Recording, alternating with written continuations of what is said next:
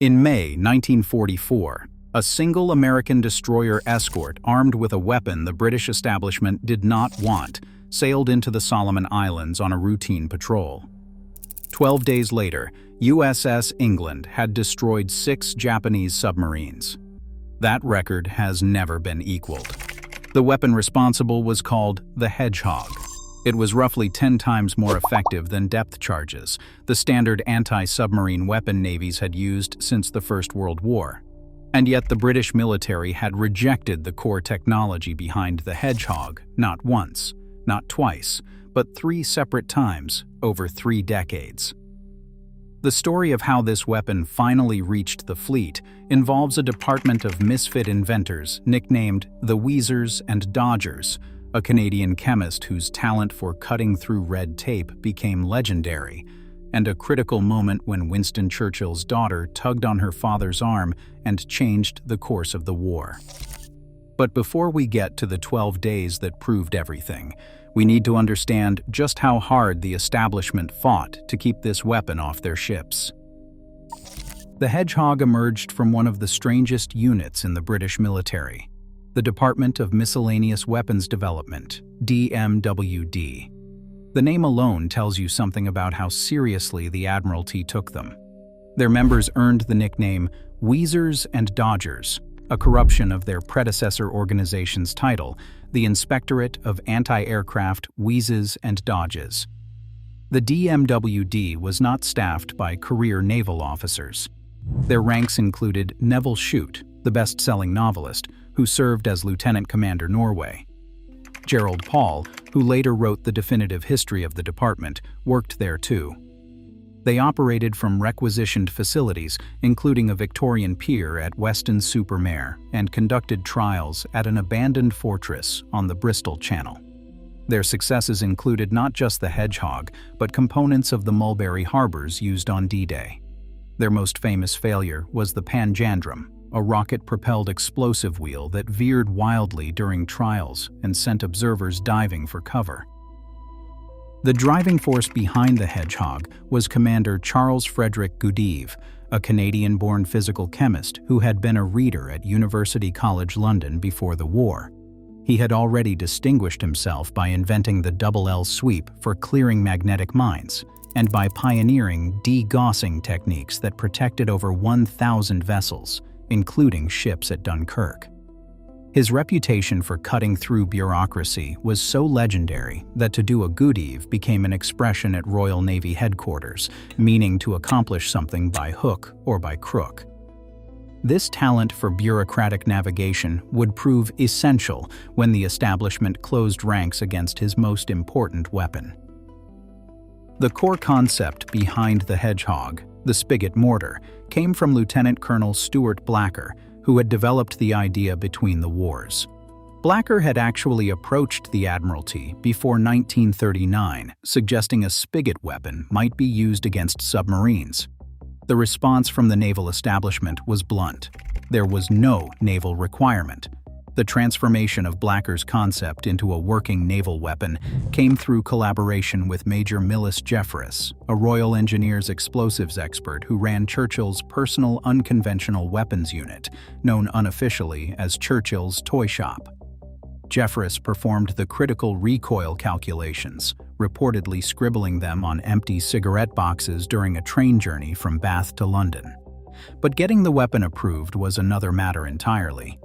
When Goodeve approached the Ordnance Board, the establishment body responsible for evaluating weapons, a senior member delivered an extraordinary rebuff. Gerald Paul recorded the exact words. This idea was put up by Major X in 1910, and it was turned down by the Ordnance Board then. The spigot mortar was put up by Colonel Blacker in 1930 and was turned down again. It was put up by Major Jeffress in 1939, and the Ordnance Board turned it down for the 3rd time. If God Almighty himself sponsored the spigot mortar, I tell you it would still be turned down by the Ordnance Board. 3 times over 30 years, the same institution had rejected the same concept. The spigot mortar could not get past the establishment unless God Almighty sponsored it. Beyond this blanket hostility, a three-way departmental rivalry from January 1940 onward further threatened the project. Three competing groups simultaneously developed a head-throwing anti-submarine weapons. The Fairleigh ASDIC establishment partnered with Vickers Armstrongs on their own design. HMS Vernon, the Navy's torpedo school, partnered with another manufacturer on a different approach. And the Wheezers and Dodgers championed the multiple spigot mortar, firing many small contact-fused projectiles in a scatter pattern. Vernon considered itself the traditional authority on offensive weapons and resented the encroachment.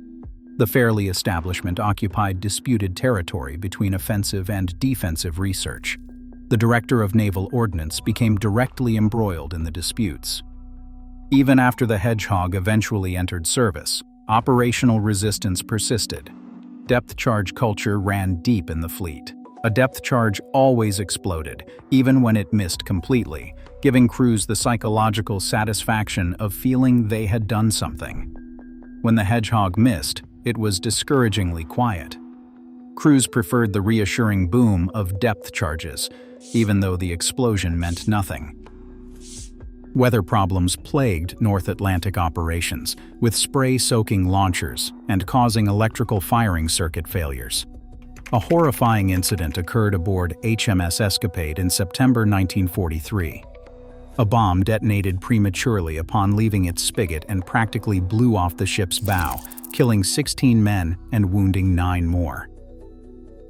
By early 1943, Royal Navy crews launched Hedgehog so rarely that the Admiralty issued a formal directive ordering captains to report why they had not used Hedgehog on an underwater contact. The solution required sending a DMWD officer to the escort base at Londonderry to conduct hands-on training. Only then did the kill rates begin their dramatic climb. But the political breakthrough that saved the weapon came through one of the war's more improbable interventions. Goodeve and the DMWD director, Captain Davies, needed high-level backing to win production priority. As Powell recorded, no matter how much they believed in the new weapon, they had no say over priorities. Those decisions were made at a much higher joint service level. Learning that Churchill would attend trials of an anti-tank bomb near Chequers, close to the Whitchurch facility, they saw their chance. Lord Cherwell, Professor Lindemann, who served as Churchill's scientific advisor, agreed to suggest that the Prime Minister drive over afterward to see the Hedgehog demonstration. At the quarry where the Hedgehog was set up, Goodeve positioned himself strategically, while Davies worked another angle entirely. When Cherwell introduced Goodeve to Churchill, the Prime Minister listened, then turned away. Churchill said he was sorry, but he did not have time to come and see this weapon now. He said they were already late. The Hedgehog's future hung in the balance. Then Churchill's daughter intervened. His daughter insisted they must see Captain Davies's bomb thrower, Daddy. Churchill replied that of course there was time. Powell noted admiringly that Davies, with his winning manner, had not been idle. He had been charming Churchill's daughter while Goodeve positioned himself for the pitch. Churchill relented. The procession of cars raced to Whitchurch. Churchill watched 24 rounds climb the sky, form what he called a strangely graceful pattern, turn lazily over, and dive to earth around the target. He asked for a second salvo, then a third. Production priority followed. The weapon that God Almighty could not get past the Ordnance Board had been rescued by a daughter's tug on a father's arm. Now, to understand why the Hedgehog was worth all this trouble, you need to understand the fundamental flaw in conventional depth charges. The Hedgehog comprised 24 spigot mortars arranged in rows on a steerable platform mounted on the attacking ship's foredeck. Each projectile weighed 65 pounds, carrying either 30 pounds of TNT or 35 pounds of Torpex explosive. Electrically fired in a staggered ripple sequence, all 24 bombs entered the water at approximately the same time, landing in an elliptical pattern roughly 140 by 120 feet at a range of about 200 yards ahead of the ship. The genius lay not in explosive power, but in a single tactical insight. Silence on a miss preserves as-dic contact. Unlike depth charges, which used hydrostatic fuses preset to detonate at an estimated depth and which exploded whether they hit anything or not, Hedgehog bombs detonated only on direct contact with a submarine's hull. This created an elegant feedback loop. A miss produced silence. The water remained undisturbed. The ship's as-dic sonar continued tracking the submarine without interruption, and another attack could begin immediately. A hit produced a catastrophic explosion directly against the pressure hull. No submarine is known to have survived a direct Hedgehog hit.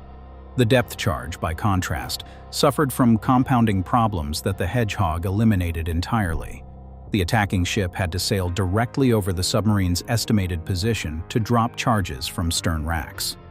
But as-dic could not detect a target directly below, creating a critical dead zone in the final moments of approach. A skilled U-427 commander could execute sharp course changes during this blind period. Every depth charge detonation, hit or miss, created underwater turbulence that blinded sonar for up to 15 minutes, allowing the submarine to escape before another run could begin. And depth settings had to be estimated correctly. The kill radius of a standard depth charge was a mere 14 feet. The submarine U-427 famously survived 678 depth charges in a single engagement in April 1945. That is how survivable conventional attacks were for a well-handled boat. The numbers tell the story with brutal clarity. British Royal Navy statistics for 1942 through 1945 show depth charges required more than 60 attacks per kill, a success rate of 1.65%. The Hedgehog required just under 6 attacks per kill, a success rate of 17.5%. The Hedgehog was roughly 10 times more effective per attack than the weapon it was designed to replace. If you're finding this story as absurd as I am, that the establishment fought this hard against something this effective, please hit subscribe. Every week we cover British military engineering and the weapons that changed warfare. Now let's talk about the 12 days that proved everything. By May 1944, newly appointed Japanese Combined Fleet Commander Admiral Suemu Toyoda needed to determine whether America's next thrust would target the Marianas or the Western Pacific. With patrol aircraft unable to penetrate Allied air defenses, submarines were his only reconnaissance option. Toyoda ordered Rear Admiral Noboru Owada, commanding Submarine Squadron 7, to deploy boats along Scouting Line NA, a 200-mile picket line stretching from Manus in the Admiralty Islands to Truk in the Carolines. 7 RO-100 class coastal submarines departed Saipan around May 15th for their stations. Their critical weakness was a maximum diving depth of only 245 feet. What Toyota did not know was that Fleet Radio Unit Pacific, the same code-breaking operation that had enabled victory at Midway, had intercepted and decoded the Japanese communications, revealing the entire NA line. American intelligence plotted the exact latitude and longitude of each submarine's position. USS England, a Buckley-class destroyer escort displacing 1,740 tons full load, was commanded by Lieutenant Commander Walton B. Pendleton, a middle-aged career officer from the Naval Academy class of 1921, who practiced an unusual hands-off command style. The ship's true tactical genius was Executive Officer Lieutenant John A. Williamson, a 26-year-old reservist from Birmingham, Alabama, whom Pendleton wisely allowed to direct attack runs. USS England sailed from Purvis Bay on May 18th as part of Escort Division 39 under Commander Hamilton Haynes, alongside USS George and USS Raby. The first target was no ordinary submarine. I-16 was a large fleet boat that had launched a midget submarine at Pearl Harbor, participated in the Madagascar attack, and served throughout the Guadalcanal campaign. On May 19th, Junior Soundman Roger Bernhardt called out the contact to skeptical officers. "Echoes sharp and clear, sir. Sound is good." England's first 3 Hedgehog salvos missed. The fourth missed. Pendleton turned the con over to Williamson, who calculated the submarine's exact position and depth. The fifth salvo produced 4 to 6 detonations, followed 2 minutes later by a massive underwater explosion that lifted England's fantail out of the water and knocked sailors to their knees. All 107 crew members of I-16 perished. Debris surfaced: cork, chopsticks, wooden fragments, a rubber container holding a 75-pound bag of rice. 3 days later, George detected RO-106 cruising on the surface and attacked with Hedgehog after it dived. A miss. England regained sonar contact and scored on her second salvo. At least 3 detonations at 240 feet, followed by a violent underwater explosion. The next day, the longest engagement began. Raby detected RO-104. Raby fired 4 Hedgehog salvos. All missed. George fired 5. All missed. 9 consecutive attacks by 2 ships. 0 hits. England moved in. First salvo, miss. Second salvo, 10 to 12 detonations. Breaking up noises, then a massive underwater explosion 3 minutes later. The fourth kill came fastest. George detected RO-116 on radar. England made sonar contact. The first and only Hedgehog salvo produced 3 to 5 detonations. Kill. All 56 crew died. 2 days later, en route to Manus for resupply, Raby detected yet another submarine. England fired exactly half her remaining Hedgehog rounds. The first salvo produced 4 to 6 detonations. Kill. Polished mahogany fragments from a chronometer case suggested a direct hit on the conning tower. All 58 crew of RO-108 perished. The most dramatic engagement lasted 30 hours. RO-105 carried Captain Ryunosuke Kato, the experienced commander of Submarine Division 51, as a passenger. Destroyer Hazelwood had detected the submarine on May 30th and attacked. Over the next 25 hours, George, Raby, Hazelwood, and newcomer Spangler made approximately 16 Hedgehog and depth charge attacks. All missed. When England offered to help, she was told bluntly over the radio, "We are not going to tell you where we are. We have a damaged sub, and we are going to sink her. Do not come near us." The submarine surfaced briefly at 3 in the morning on May 31st, positioning itself between George and Raby so neither could fire without endangering the other. A display of remarkable tactical skill. More attacks followed. All missed. Finally, Commander Haynes radioed his now famous signal. "Oh hell. Go ahead, England." At 7:36 in the morning, England fired a single Hedgehog salvo. 6 to 10 detonations. 5 minutes later, a fountain of oil and debris.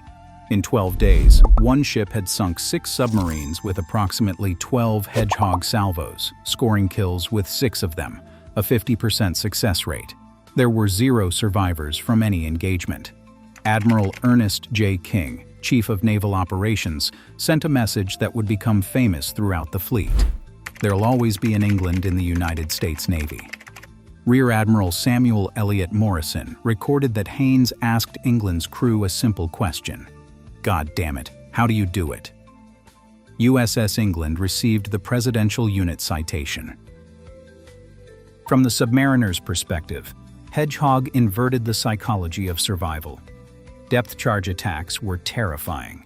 Deafening explosions, violent shaking, shattering light bulbs, leaking seals. But crews could hear each blast and know they had survived it. With Hedgehog, silence meant safety, but an explosion meant death, and there was no warning. The contact-fused projectiles sank quietly. The first thing a submarine crew knew of an attack was the catastrophic hull breach. A Hedgehog hit meant a 3 to 4 inch diameter hole punched in the pressure hull. At 250 feet depth, water entered at approximately 400 gallons per minute. This unstoppable flooding instantly began raising atmospheric pressure and temperature inside the submarine. Within minutes, internal temperature climbed above 200 degrees, searing the lungs of every crew member. Death came to everyone aboard. The German Kriegsmarine recognized the threat early. In direct response, they accelerated their acoustic torpedo program, fielding homing torpedoes specifically designed to destroy the destroyers and corvettes carrying Hedgehog launchers. The Allies countered with noise decoys, and Gross Admiral Karl Donitz concluded grimly that it was finally clear surface warfare for U-boats had come to an end. The destruction of the NA line had profound strategic consequences beyond the immediate kills. Admiral Toyota, convinced the American fleet was heading south toward Palau or the Philippines because the attacks occurred in the Admiralty Islands area, issued orders for Operation A-Go and began shifting forces away from the Marianas. 2 weeks later, American forces invaded the Marianas. Saipan, Tinian, and Guam were seized with Japanese defenses out of position. This was a direct consequence of the intelligence vacuum created by England's Hedgehogs. After England annihilated the NA line, Admiral Owada messaged Admiral Toyota that Squadron 7 had no submarines left. By war's end, the weapon Charles Goodeve championed against vested interests and institutional contempt had accounted for approximately 50 U-boats destroyed, demonstrated a kill rate 10 times higher than depth charges, and equipped warships across the Royal Navy, the U.S. Navy, the Royal Canadian Navy, and the Royal Australian Navy. The Hedgehog remained in American service into the Cold War. Its successor, the Squid mortar, also from the Wheezers and Dodgers, achieved even higher kill rates. The lineage continued through limbo, in service until the 1990s, and Soviet derivatives like RBU-6000 still mounted on Russian warships today. The fundamental principle Goodeve established, that ahead-throwing weapons maintaining sonar contact are inherently superior to stern-dropped charges that blind the attacker, became the foundation of all subsequent anti-submarine weapon design. The deeper lesson is about institutional resistance to paradigm-shifting ideas.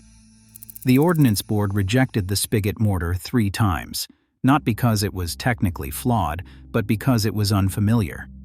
Fleet officers resisted the Hedgehog, not because depth charges were more effective, but because their explosions were more psychologically satisfying.